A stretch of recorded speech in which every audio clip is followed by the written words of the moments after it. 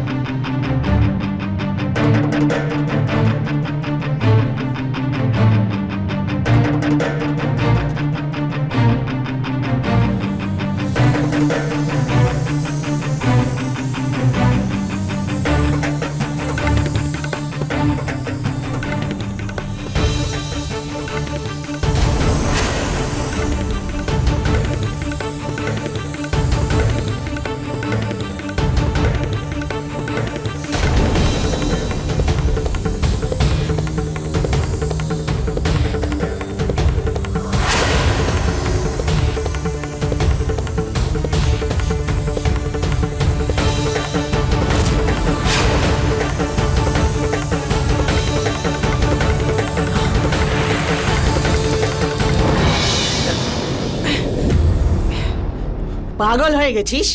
এটা কি করতে যাচ্ছিলি তুই? আরে এই মেয়েটা একদিন আমাদের বাড়ির সবাইকে জ্বালিয়ে পুড়িয়ে মারবে। পাগল ও পাগল। কি হয়েছে মা? আর এই গ্যাসের গন্ধ? ওর ভুলে যাওয়ার এই রোগটা বাড়ির সবাইকে একেবারে অতিষ্ঠ করে রেখেছে। আমি যদি সময় মতো এখানে না আসতাম তাহলে এই বাড়িতে আজকে তোরা কেউ বেঁচে থাকতিস না। জানি না কোথা থেকে এসে জুটেছে এই মেয়ে আমার কপালে। এইসব তোর জন্য হয়েছে, তোর জন্য। লাভ ম্যারেজে ভূত চেপেছিল না মাথায়? দেখে নে লাভ ম্যারেজের ফল কি হলো।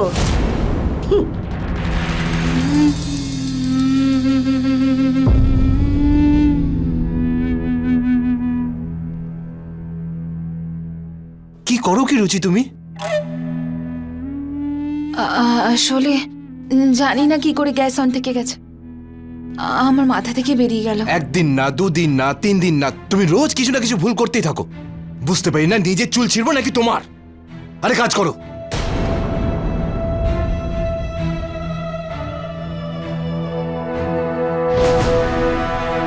এবার কি করবো রমেশ? কোম্পানি তো সব বেচে দিয়ে চলে গেল এখান থেকে। এখন এই বয়সে আমি কোথায় আবার চাকরি পাবো? দেখ সত্যম, আমার কাছে অন্য একটা উপায় আছে টাকা রোজগার করার। আমি তো মনে করি তুই এতে টাকা ইনভেস্ট কর, তাহলে দেখবি 2 গুণ কেন 3 গুণ টাকা রোজগার হবে। তুই কখনো ভাবতেও পারবি না যে তোর কাছে এত টাকা চলে আসবে। আচ্ছা, এরকম আবার কি বিজনেস আছে?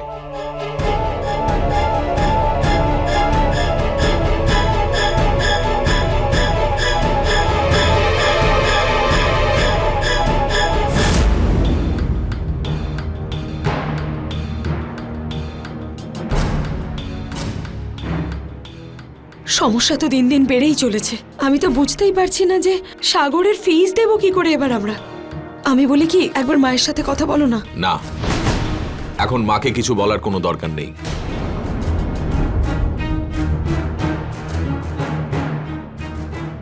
আর মাকে বলে তো কোনো লাভও হবে না।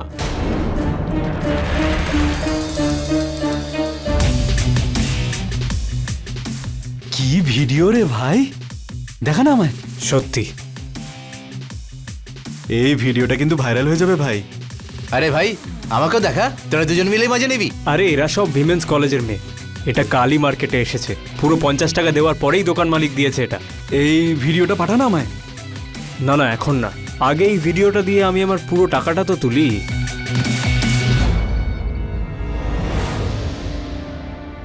আচ্ছা শোনো, আমি কিছুক্ষণের জন্য দোকানে গিয়ে বসছি, ঠিক আছে? আর ততক্ষণ ভগবানের দোহাই, ভগবানের দোহাই, তুমি এমন কিছু করো না যার জন্য এই বুড়ি এসে আবার আমাকে কথা শোনায়। হ্যাঁ ঠিক আছে, এইটুকু উপকার করো আমার। হ্যাঁ, কাজ করো।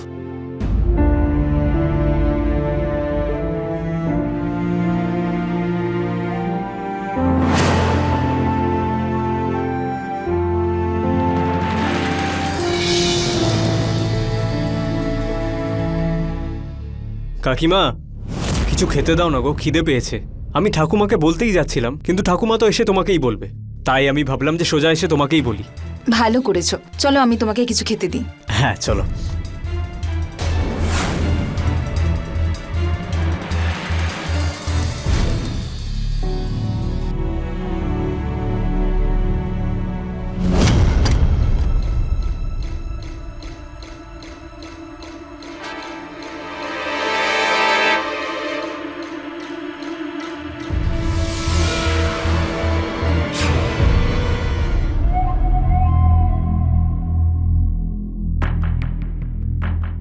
কাকিমা তুমি কত ভালো, কিন্তু এই বাড়িতে সবাই তোমাকে বকে, তোমার উপর চেঁচায়, আমার একেবারেই ভালো লাগে না। ভুল যখন আমি করব তখন বকা তো আমিই খাবো, তাই না? কিন্তু কাকিমা তুমি তো এসব ইচ্ছে করে করো না। এই ব্যাপারটা তো সবার বোঝা উচিত, তাই না? সেদিন ঠাকুমাও তোমার উপর কত চেঁচাচ্ছিল, সঙ্গে বাবা মা আর কাকাও, সবাই শুধু তোমাকে বকেই যাচ্ছিল।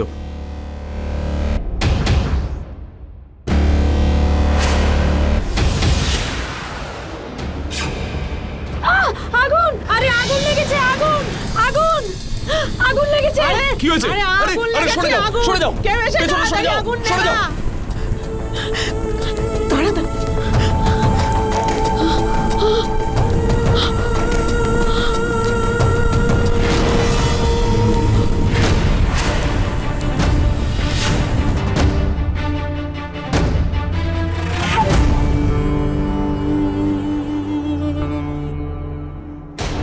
আমি আগেই বলেছিলাম যে এই মেয়েকে এই বাড়ির বউ করে তুই আনিস না, কিন্তু আমার কথা কে শোনে? খুব শখ ছিল না তোর লাভ ম্যারেজ করার? মা, আমি তো আপনাকে আগেই বলেছিলাম, কতদিন আমরা এভাবে ভয় ভয় বাঁচবো। আমি বলি কি, প্রিয়মকে আর ওর বউকে এই বাড়ি থেকে বের করে দিন। বাহ বাহ বৌদি, বাহ, দারুণ একটা আইডিয়া দিলে তুমি, যে আমি আরও এই বাড়ি ছেড়ে চলে যাই, যাতে তুমি আর দাদা দুজনে মিলে এই বাড়ির নতুন মালিক হয়ে যাও, তাই তো? তাহলে কি তোর এই বউয়ের পাগলামোর জন্য আমরা সবাই প্রাণ দিয়ে দেবো? তুই একে এনেছিলিস না এই বাড়িতে, এবার তুই ওকে এখান থেকে নিয়ে যা। ঠাকুমা, তুমি প্লিজ কাকিমাকে পাগল তো বলো না।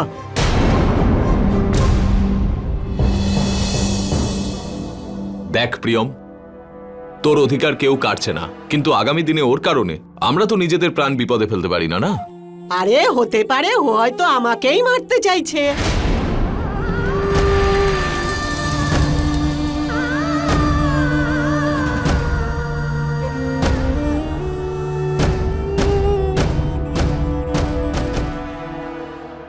রুচির এক অদ্ভুত ধরনের অসুখ ছিল, এবং এই অসুস্থতার জন্য শুধুমাত্র ওই নয়, বরং ওর পরিবারের লোকজনকেও এক ভয়ানক পরিস্থিতির মধ্যে দিয়ে সময় কাটাতে হচ্ছিল। অদ্ভুত ব্যাপার হলো এটাই যে রুচির এই অসুখ খুব একটা বড় অসুখ ছিল না। মেডিকেল টার্মে এই অসুখকে দেমেন্তিয়ায় আলজেমের বলা হয়, এবং এই অসুখের চিকিৎসা যে কোনো মনোবিদই করতে পারেন। কিন্তু আফসোসের বিষয় এটাই যে এই রোগে ভুক্তভোগী পেশেন্টদেরকে আমাদের দেশে পাগলদের তালিকায় রাখা হয়। রুচির অসুখের আগমন হয়, যার ফল ওর অসুস্থ মানসিক অবস্থা। কিন্তু এই অসুখের আগমন ওর শ্বশুরবাড়ির কেউই বুঝতে পারেনি। তার মানে এই আগমন কোনো দুর্ঘটনার আগমন ছিল কি? চলুন দেখা যাক। এই যে ভাই,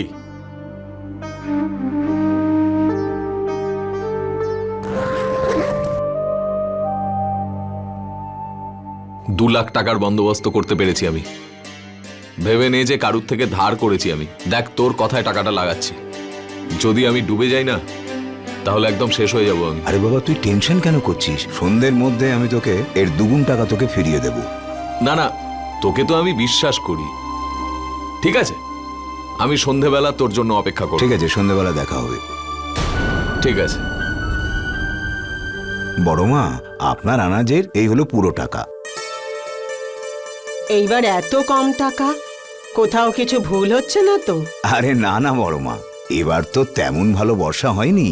আপনার জমি থেকে যে ফসল পেয়েছি সেসব বিক্রি করে এই টাকা পেয়েছি।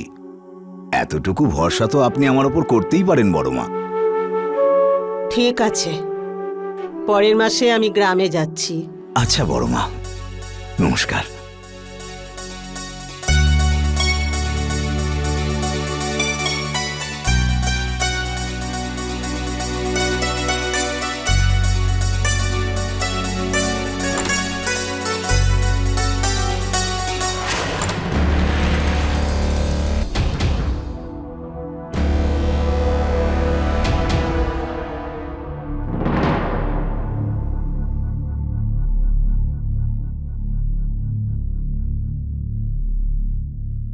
ওষুধ খেয়েছো তুমি?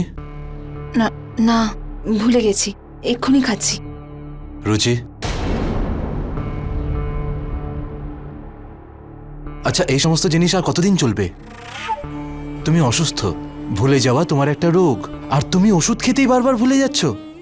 কি করে হচ্ছে এসব? দেখো রুচি, আমাদের দোকান এমনিই লসে যাচ্ছে, দোকান থেকে 1 টাকাও লাভ হচ্ছে না। আমি অন্য একটা দোকান কেনার চেষ্টা করছি, অন্য একটা ব্যবসা করার চেষ্টা করছি, তার জন্য আমার কাছে টাকা পয়সা কিচ্ছু নেই। তার উপর প্রত্যেক দিন তোমার এই কোনো না কোনো নাটক লেগেই আছে। আমি তো ইচ্ছে করে করি না এটা, মনে থাকে না আমার কিছু, ভুলেই যাই। তাহলে কি করব বলো? প্রাণ দিয়ে দেবো নিজের? তোমরা সবাই আমাকে সবসময় শোনাতে থাকো, আমারও তো খারাপ লাগে। যতই বুঝে শুনে করার চেষ্টা করি ততই ভুল হয়ে যায়। আমি কি করব? আরে খেয়াল তো আমার রাখা উচিত ছিল। যদি একবারের জন্য আমি জানতে পারতাম যে বিয়ের পরে এই রোগটা তোমার আরো বেড়ে যাবে, তাহলে আমি তোমাকে...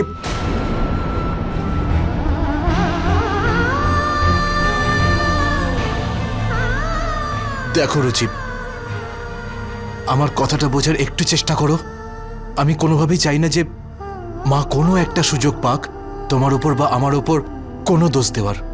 বর্দার এমনি চাকরি চলে গেছে, ও এখন পুরোপুরিভাবে চেষ্টা করবে মাকে নিজের আয়ত্তে আনার, আর বৌদিও মায়ের আঁচল ধরে তোমার উপর দোষারোপ করবেই। দেখলে তো আজকে কিভাবে বললো যে বাড়ি থেকে তোমরা বেরিয়ে যাও। প্রিয়ম, তুমি ছাড়া এই পৃথিবীতে আমার আর কেউ নেই। আমি তোমার কথা বুঝবো না তো কার কথা বুঝবো? আমি পুরোপুরি চেষ্টা করব যে আমার জন্য যেন তোমাকে কোনো সমস্যার মধ্যে পড়তে না হয়। দেখো রুচি, তুমি শুধু যে করেই হোক মায়ের মন জয় করো। আমাদের গ্রামে অনেক জমি জায়গা আছে, কিন্তু মা ওগুলো বিক্রি করতে চায় না, আর আমি ওই জমি জমা বিক্রি করে এখানে একটা নতুন ব্যবসা শুরু করতে চাই। শুধু যে করেই হোক তুমি মায়ের মন জয় করো। তুমি বুঝতে পারছো তো? আমি বুঝতে পেরেছি। এখন আমি গিয়ে ওষুধটা খাই, নাহলে আমি আবার ভুলে যাব। ঠিক আছে।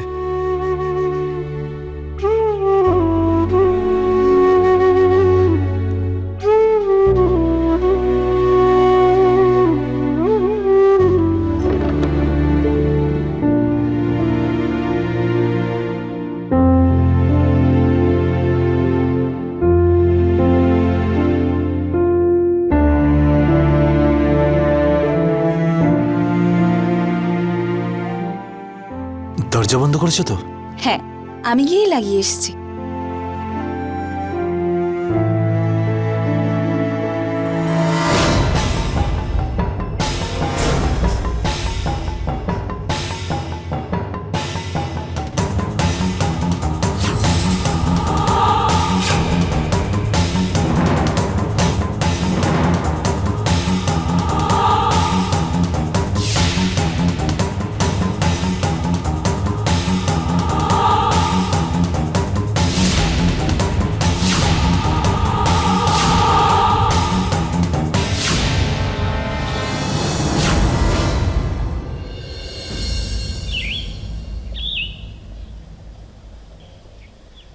আরে কি হলো? চোর সব চুরি করে টাকা পয়সা নিয়ে গেছে, আমার সর্বনাশ করে দিল।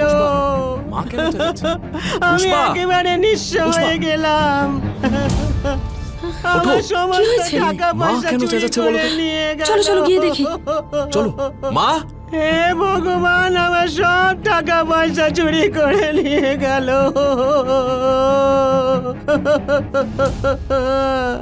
আরে মা, চোর বাড়িতে এলো কি করে? চোর কি করে এলো তা আমাকে কেন জিজ্ঞেস করছিস? তুই তো নিজের বউকে জিজ্ঞেস কর যে ও দরজা কেন খুলে রেখেছিল।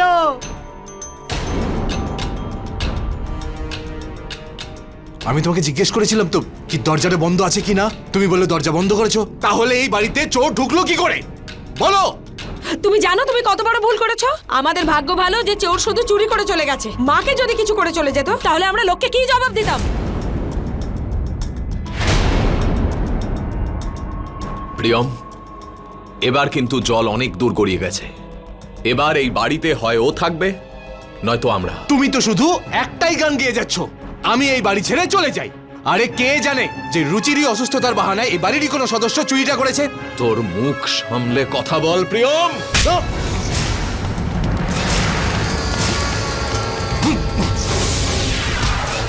পাগল হয়ে গেছিস তুই? তুই তোর দাদার গায়ে হাত তুলছিস।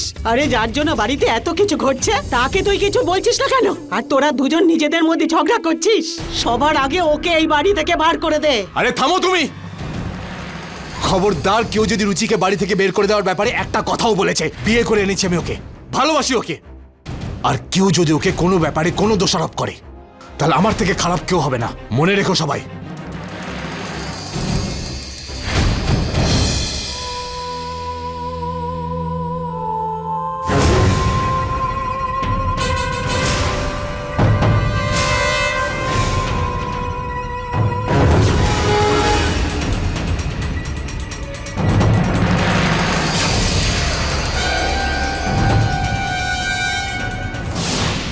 কাকিমা, তুমি একদম চিন্তা করো না। আমার উপর সবাই রেগে রয়েছে, এমনকি ও রেগে রয়েছে। যদি আমি ওর স্ত্রী না হতাম তাহলে ও তো বাড়ি থেকেই বার করে দিত। এবার আমি কি করব?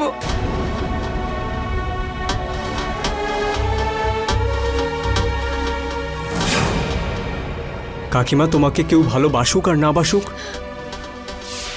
কিন্তু আমি তোমাকে খুব ভালোবাসি।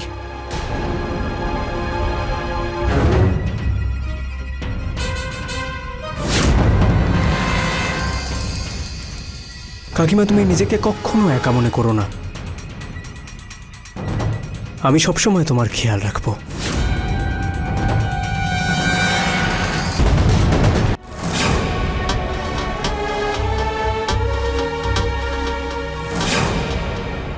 কাকিমা, তোমাকে কেউ ভালোবাসুক আর না বাসুক, কিন্তু আমি তোমাকে খুব ভালোবাসি।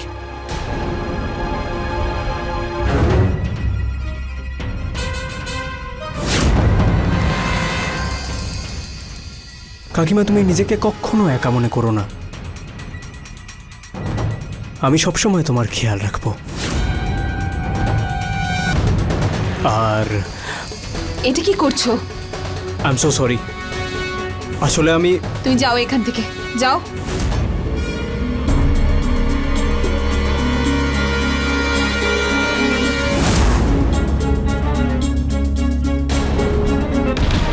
আরে কিন্তু তুমি তো বলেছিলে যে টাকা ডাবল হয়ে যাবে, তাহলে ডুবলো কি করে? হ্যাঁ হ্যাঁ বলেছিলাম, কিন্তু প্রত্যেকবার তো টাকা ডবল হয়ে যাবে না। এবার তো তোমার কপালই খারাপ ছিল, আর তার উপর তুমি দেনার দায়ে ডুবে আছো, বুঝেছো? দেনা? কিসের দেনা? তুমি তো খালি নিজের টাকাই হারোনি, এর সাথে আরো 10 লাখ টাকাও হেরেছো। 10 লাখ? আর এই হেরে যাওয়া টাকা তোমাকে 2-1 দিনের মধ্যে শোধ করে দিতে হবে। কিন্তু আমাকে জিজ্ঞেস না করে তুমি এত টাকা লাগালে কেন? আমি এত টাকা কোথা থেকে জোগাড় করব? ভাই রমেশ, তুই তো আমার পরিস্থিতি ভালোই জানিস। টাকা তো শোধ করতেই হবে সত্যম। জুয়াতে হেরে যাওয়া টাকা কেউ নিয়ে পালাতে পারে না। 2 দিন সময় দিলাম আমি তোমায়, এর ফল কিন্তু ভালো হবে না বলে দিচ্ছি। রমেশ, রমেশ!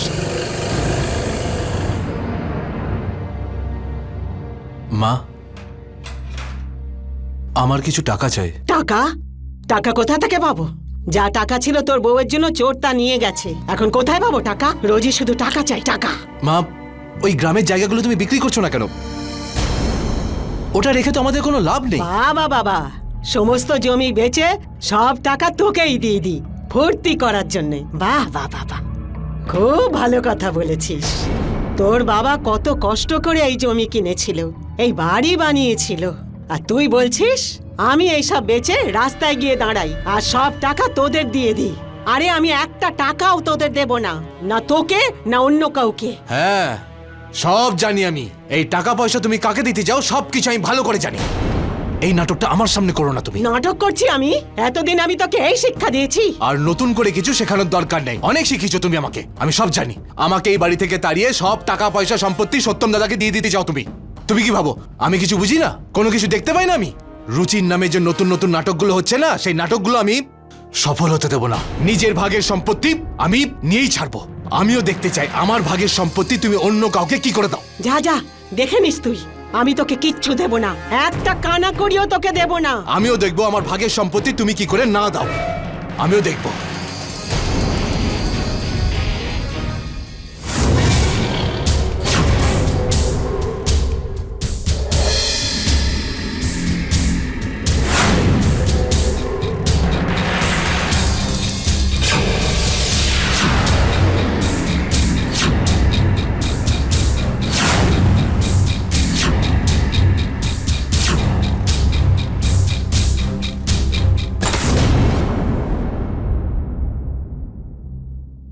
কি হয়েছে সাগর? দরজা কেন বন্ধ করলে?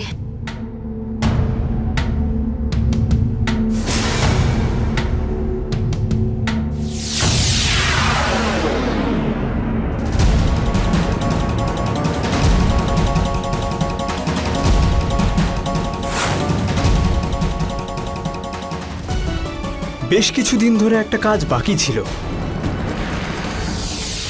আজ ভাবলাম সেটাকে পুরো করেই নি।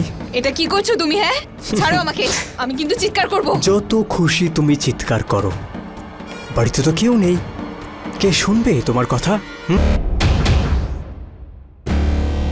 কাকিমা, এমনিতেই তো তুমি অসুস্থ, তার ওপর প্রিয়ম কাকা আর বাড়ির বাকি লোকেরাও তোমার ওপর অসন্তুষ্ট। যদি আমার বিরুদ্ধে তুমি মুখ খোলো বা কাউকে কিছু বলো, তাহলে তোমার কথা বিশ্বাস কে করবে? আমি সবাইকে বলে দেব যে তুমি অন্য কারোর দোষ আমার উপর চাপাচ্ছ। কাকাকে তো বাবা এমনিতেও পছন্দ করে না। এবার তুমি ভাবো কাকিমা, আমি তো বলবো তোমার চুপ থাকাটাই ভালো। বাসনার খিদে সম্পর্কের মর্যাদা বোঝে না, বাসনার খিদে বয়সের মর্যাদা বোঝে না, বাসনার খিদে জামা কাপড়ের পরিমাপ বোঝে না। যদি কিছু বোঝে তা হলো শারীরিক খিদে। যদি শরীরের খিদে সম্পর্কের মাহাত্ম্য বুঝতো, তো এক 18 বছরের ছেলে তার মা সমান কাকিমাকে ধর্ষণ করতে পারত না। সাগরের কথা রুচির মনে নাড়া দেয়, কিন্তু রুচিও এই কথাটা জানতো যে ওর কথা না তোর স্বামী প্রিয়ম মানবে আর না ওর বাড়ির লোক। রুচি একা ছিল, আর এরই সুযোগ নিয়েছিল সাগর। এবার কি হবে ভেবেছো? কোত্থেকে জোগাড় করবে তুমি এতগুলো টাকা? আমি তো কিচ্ছু বুঝতে পারছি না। শোনো, মনে হচ্ছে মাকে বলা উচিত, মা যদি কিছু টাকা দিয়ে সাহায্য করতে পারে। মা আর সাহায্য সেসব ভুলে যাও। মা যদি সাহায্য করতেই চাইতেন তাহলে গ্রামের জমি কবে বেচে দিয়ে আমাদের সবার ভাগ দিয়ে দিতেন। কিন্তু যতদিন উনি বেঁচে আছেন, না ওই গ্রামের জমি বিক্রি হবে আর না আমাদের অবস্থার পরিবর্তন হবে।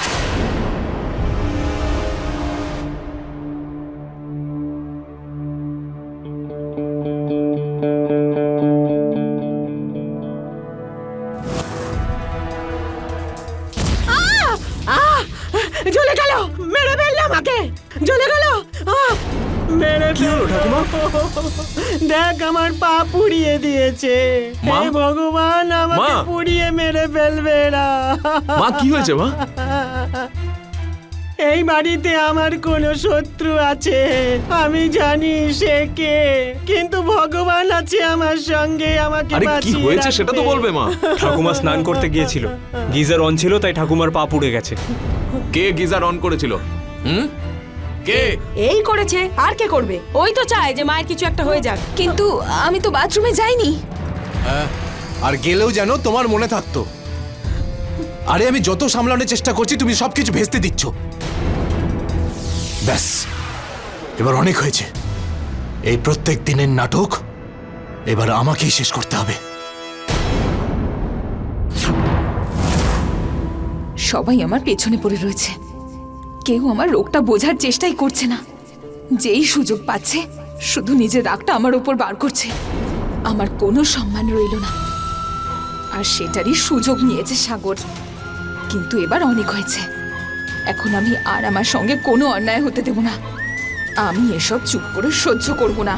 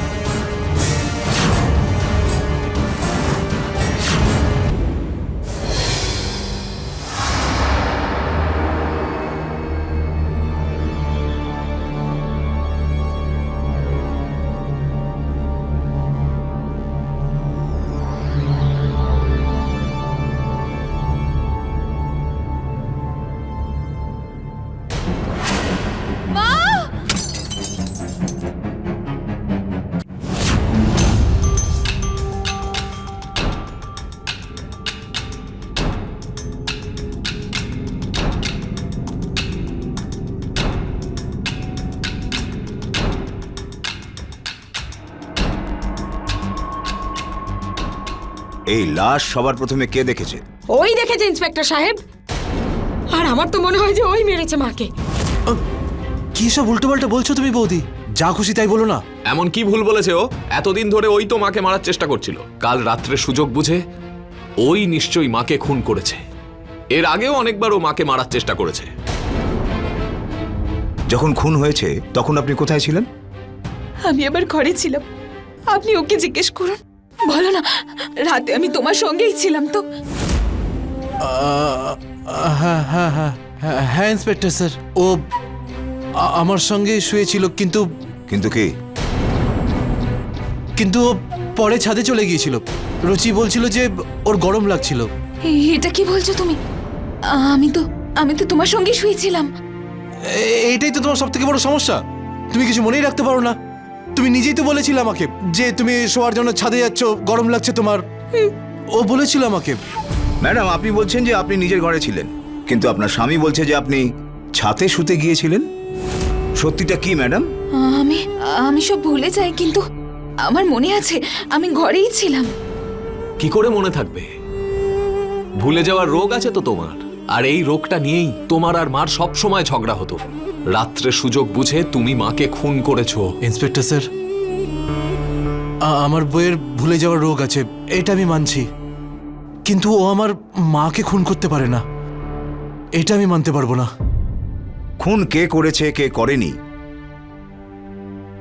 এটা তো পোস্টমর্টেম রিপোর্টেই জানতে পেরে যাব। আর এমনিতেও যে ছুরিতে খুন করা হয়েছে ওটা আমাদের কাছে আছে। আঙুলের ছাপ থেকে জানতে পারবো কে খুন করেছে।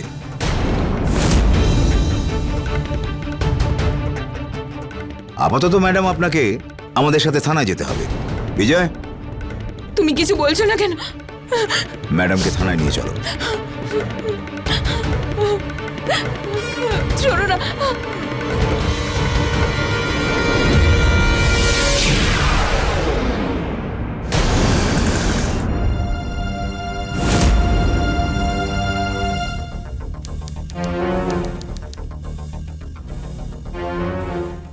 আরে ডাক্তারবাবু, বসুন আপনি। এই নিন।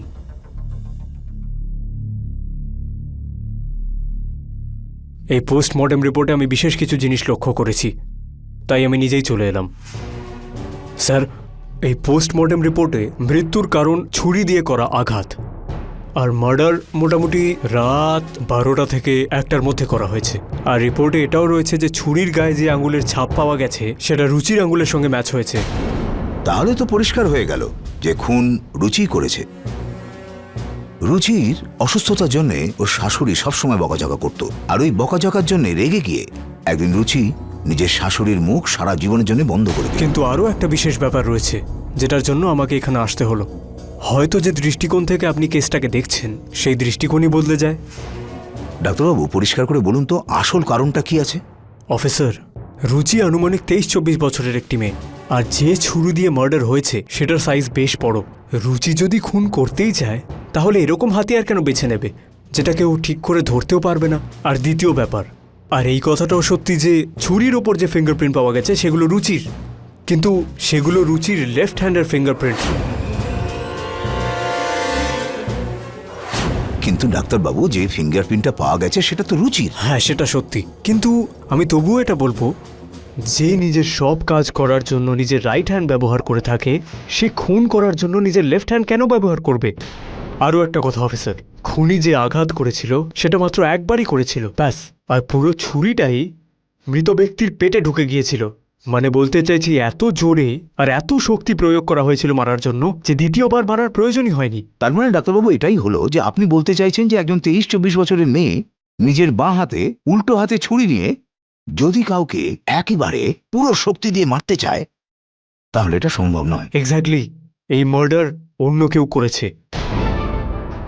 তার মানে রুচিকে দোষারোপ করা হচ্ছে। রাইট। কিন্তু এটা কে করতে পারে? বিজয়, ইয়েস স্যার। একটা কাজ করো, তুমি সত্যম আর ওদের পুরো পরিবারের লোকের ওপর নজর রাখা শুরু করো। কে কখন কোথায় যাচ্ছে, কার সঙ্গে দেখা করছে, সবকিছু দেখো। কারণ এই খুন করে কেউ না কেউ অবশ্যই এর থেকে লাভ উঠাতে চাইছে, কিন্তু সে কে হতে পারে? সরি ভাই রমেশ, তোমার টাকাটা ফেরত দিতে অনেক বেশি সময় লাগলো, কিন্তু তুমি তো জানো আমার মার কি হয়েছে। হ্যাঁ ভাই, তোর মায়ের সাথে খুব খারাপ হয়েছে। যাক, আমি ফোন রাখছি। ভালো হয়েছে যে ওর টাকাটা সময় ফেরত দিয়ে দিয়েছি, নয়তো কে জানে কি হতো। যা হয় তা ভালোর জন্যই হয়। একবার ভেবে দেখো, এ তো ভাগ্যের ব্যাপার। মা যে জমিটা আমাদের বেচতে দিচ্ছিলেন না সেটাও বিক্রি হয়ে গেল। হ্যাঁ, ঠিক বলেছো তুমি।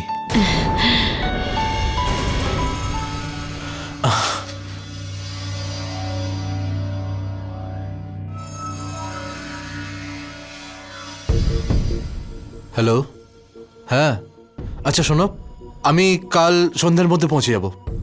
এর মধ্যে তুমি ক্লায়েন্টের সঙ্গে কথা বলে নিও যে আমি কালকের মধ্যেই টাকা পয়সা দিয়ে দোকানটা কিনে নেব, ঠিক আছে?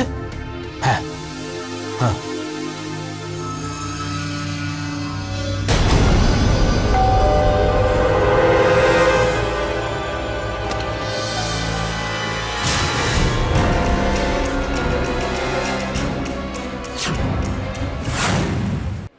এসব কি বলছেন আপনি? যদি আপনি ছুরিটা পেয়ে থাকেন তাহলে নিশ্চয়ই তাতে রুচির আঙুলের ছাপও পেয়েছেন। একদম, আঙুলের ছাপ তো রুচিরই আছে, কিন্তু এই খুন রুচি কিন্তু করেনি। এ খুন অন্য কেউ করেছে, আর যে এই খুনটা করেছে সে এখন এখানে উপস্থিত আছে।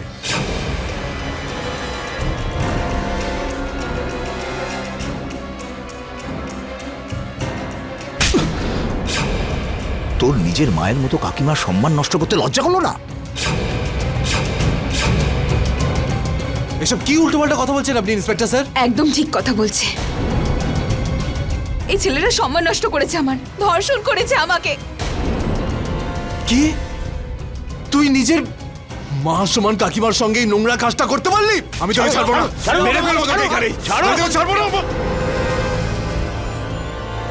তুমি যদি তোমার বউয়ের কষ্টটা বুঝতে আর ওর সঙ্গ দিতে তাহলে আজ এই দিকটা দেখতে হতো না। তুমি কখনো জানার চেষ্টা করনি যে আমি বাড়িতে কিভাবে থাকি। তুমি তো শুধু নিজের সম্পত্তি আর নিজের স্বার্থের কথাই ভেবে গেলে, আর তার জন্য তুমি সবসময় আমার মুখটা বন্ধ করে রাখতে। আমি কোথায় যেতাম, কাকে বলতাম। কিন্তু এসবের সঙ্গে আমার মায়ের খুনের কি সম্পর্ক? সম্পর্ক তো আছেই, কিন্তু যেভাবে সাগর রুচির অসুস্থতার সুযোগ নিয়ে তার সম্মানহানি করেছে, তেমনি আরো একজন ব্যক্তি উপস্থিত আছে যে রুচির অসুস্থতার সুযোগ নিয়ে যে এই সমস্ত খুনের প্ল্যান করেছে। কি বলছেন ইন্সপেক্টর সাহেব? রুচি যদি মাকে খুন না করে তাহলে কে করেছে? খুনি কিন্তু খুবই চালাক। রুচি বাড়ির সমস্ত কাজকর্ম করে, এটা তো সবাই জানে। তার জন্য রুচির আঙুলের ছাপ ছুরির ওপরে খুব সহজেই পাওয়া যাবে। আর খুনি আঙুলের ছাপটা সুরক্ষিত রেখেছে, আর সেই সুযোগেই ওই ছুরি দিয়ে খুন করে। কিন্তু যেভাবে এই খুনটা হয়েছে, রুচি যে খুন করেনি এটা কিন্তু প্রমাণ হয়ে গেছে। তো প্রশ্ন হলো খুনটা কে করেছে, আর রুচিকে এই অপরাধে ফাঁসিয়ে দিয়ে কার লাভ হতে পারে? আর যে খুন হয়েছে তার মৃত্যুর পর কার লাভ হতে পারে? দুদিন আগে আপনার মায়ের মৃত্যু হয়েছে, আর আপনি গতকালই আপনার গ্রামের সমস্ত জমি বেচে দিয়েছেন, আর তার সাথে আপনি 10 লাখ টাকার ঋণও শোধ করে দিয়েছেন। রুচিকে যখন আমি জেরা করি তখন আমি বুঝতে পারি যে আপনার মার কোনো জমি বেচার ইচ্ছে ছিল না, একদম না। আর যখন আমরা তোমাদের 2 ভাইয়ের খোঁজ নিই তখন আমরা জানতে পারি যে তোমায় বন্ধু রমেশের 10 লাখ টাকা ঋণ শোধ করতে হবে, আর তোমার নতুন ব্যবসা শুরু করবার জন্য টাকা চাই।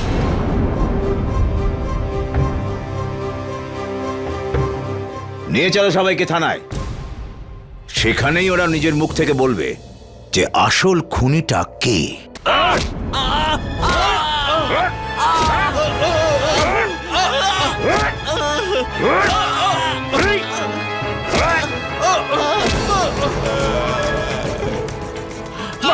আমি বলছি ইন্সপেক্টর, আমি নিজে আমার মাকে খুন করেছি, আমি মেরেছি আমার মাকে।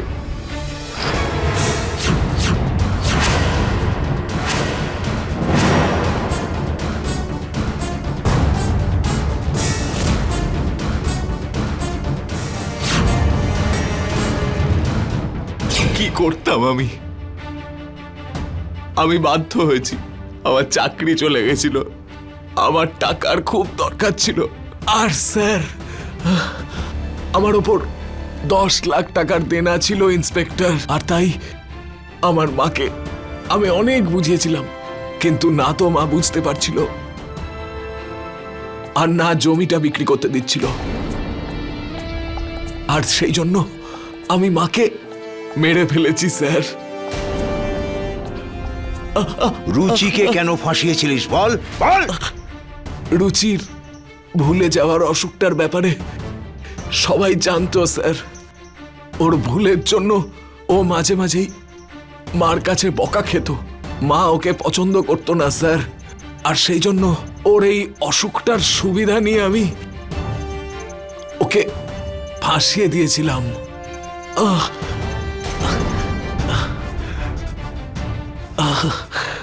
আচ্ছা, তুই তো রুচির স্বামী তাই না? তাহলে তোর দাদার সঙ্গে ষড়যন্ত্রে কেন অংশ নিয়েছিলিস? হ্যাঁ বল। ইন্সপেক্টর স্যার, আমি আমার মায়ের খুনের ব্যাপারে কিচ্ছু জানি না, কিন্তু যেদিন সকালে আপনারা আমাদের বাড়িতে এলেন আর সবাই মিলে রুচিকে দোষারোপ করছিল, তখন আমার মাথায় একটা আইডিয়া এলো। আমি ভাবলাম এটাই সঠিক সময় রুচি থেকে দূরে চলে যাওয়ার। আমি শুধু সুযোগের সদ্ব্যবহার করেছি ইন্সপেক্টর স্যার, আর কিচ্ছু করিনি স্যার। আমাকে ছেড়ে দিন স্যার, আমাকে যেতে দিন স্যার, আমি আর কিচ্ছু করিনি স্যার। আমি আর কারোর উপর নয়, শুধু তোমার উপর ভরসা করতাম। ভালোবাসতে না তুমি আমায়? সবার সঙ্গে ঝগড়া করে আমায় বিয়ে করেছিলে। বাড়িতে সবাই আমায় বকতো, আমি সবার বকা শুনতাম, কারণ আমি জানতাম যে আমার ভুল। কিন্তু আমি এটাও জানতাম যে তুমি আমার পাশে থাকবে। সবাই আমায় ঠকিয়েছে, সবাই।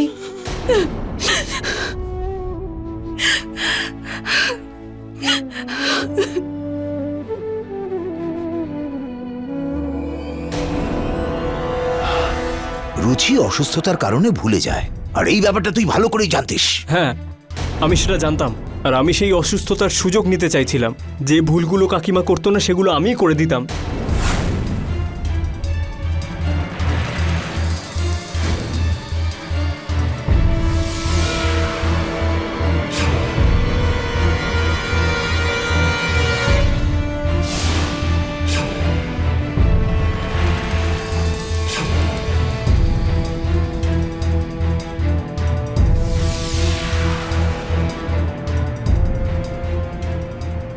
আর আমি এটাও জানতাম যে সবাই কাকিমার ওপর চেঁচামেচি করে, আর তাই আমি কাকিমার ওপর যা করেছি সেটা বাড়ির কেউই বিশ্বাস করবে না।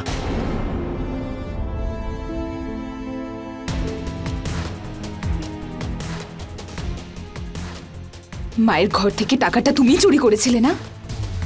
তোমাকে নিজের ছেলের মতো ভাবতাম আমি। আমি ভাবতাম যে তুমি আমাকে একমাত্র বোঝো, কিন্তু তুমি তো মা ছেলে সম্পর্কটাকেই বদনাম করে দিয়েছো।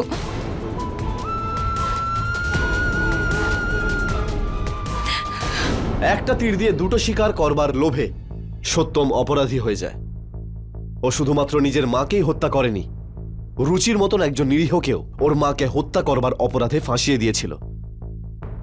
বন্ধুরা, এই ঘটনা আটকানো সম্ভব হতো যদি সত্যম জুয়াতে টাকা না লাগাতো। তাহলে এই ঘটনা আটকানো যেত যদি সত্যম আর প্রিয়ম মিলে নিজের মাকে তাদের আর্থিক অবস্থার কথা বলতো। রুচির ধর্ষণও আটকানো সম্ভব হতো যদি তার স্বামী প্রিয়ম তার মানসিক অবস্থাটা একটু হলেও বুঝতে পারত। কিন্তু এরকম হয়নি এবং এর পরিণতি খুবই ভয়ানক ছিল। বন্ধুরা, এর সাথেই আমি অমিত পাচৌরি ক্রাইম অ্যালার্টের এই এপিসোড থেকে বিদায় নিচ্ছি। কথা দিলাম আগামী সপ্তাহে আবার উপস্থিত হব কোনো চাঞ্চল্যকর ঘটনার সঙ্গে নিয়ে। ততক্ষণের জন্য আপনারা সাবধানে থাকুন, because it's better be safe than sorry.